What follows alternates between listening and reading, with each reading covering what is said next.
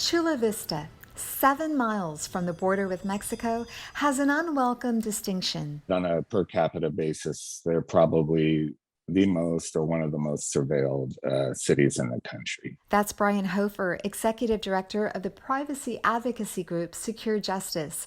He says some of that surveillance is no different than you'd find in most American cities. Your cell phones, which are constantly pinging towers as you move around the city, revealing your location, your travel patterns and associations. Chula Vista's border town status means the tech eyes and ears of U.S. Customs and Border Protection are also in the mix.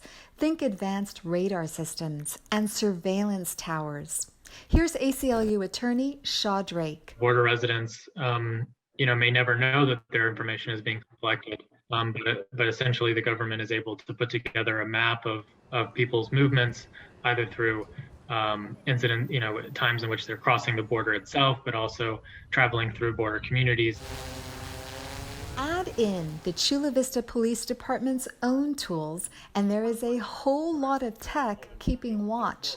The city has invested in license plate readers and low-flying drones that serve as first responders. He's just going to launch, go straight up. Here's Chula Vista Police Captain Eric Thunberg. It can fly as the crow flies. It's not reliant on city streets. It can give us essentially live view of what's occurring to help us plan our approach so that we can make the smartest approach, so that we don't go in there and make the situation any worse. Chula Vista has come under fire for what it gathers through police technology and how it shares that data. Last year, news broke that Chula Vista PD had shared data collected from its 4 automated license plate readers with immigration officials. It really did break community trust.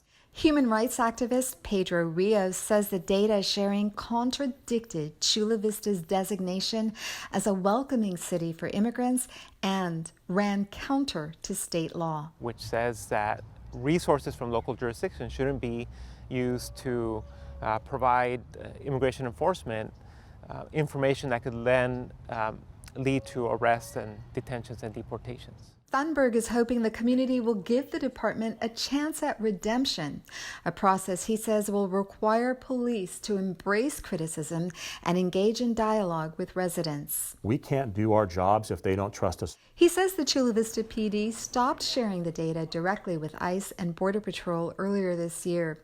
The department now says it only shares license plate data for specific investigations with California law enforcement agencies. Chula Vista Mayor Mary Salas is defensive, or in her words, a mama bear when it comes to police and technology. She is certain her city's officers don't misuse data. She bristles at the label surveillance. Salas says the devices are vital to their work. As she sees it, the department is understaffed. We don't buy just a shiny object to have it. Everything that we adopt is for a purpose, and it's been thoroughly vetted. The city is working on plans to create an oversight panel for police use of technology. Ricardo Medina, who sits on the city's Human Relations Commission, wants it to include civil rights lawyers and tech experts. There needs to be a body that is independent, that has an opportunity to interrogate, to probe, to look at empirical evidence, cost-benefit analysis, and anecdotal data as well. Captain Thunberg wants the input. And we'll be a part of that and be a player. Once that body is created early next year, it is expected to help draft a privacy policy for tech use. But concerns are likely to linger because Chula Vista PD just built a real-time operations center where all of the city's policing data will be assembled in one place. We'll have that story tomorrow. Amita Sharma, KPBS News.